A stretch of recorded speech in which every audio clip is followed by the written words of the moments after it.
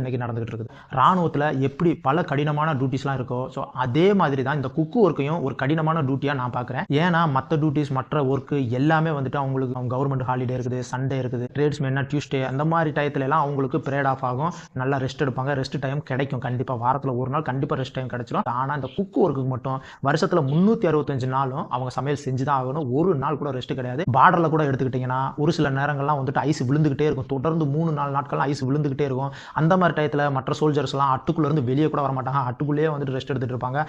ஒரு சில மணி நேரங்கள் ஒரு தடவை வந்துட்டு அட்டுக்கு வெளியில விழுகிற அந்த ஐஸ் ரிமூவ் பண்ணிக்கிட்டே இருப்பாங்க. ஒரு ஆட்ல 10 பேர் இருக்காங்கன்னா 2 பேரா வந்து மாத்தி மாத்தி எடுத்து விட்டுக்கிட்டே இருப்பாங்க. இந்த மாதிரி வேலை செய்வாங்க.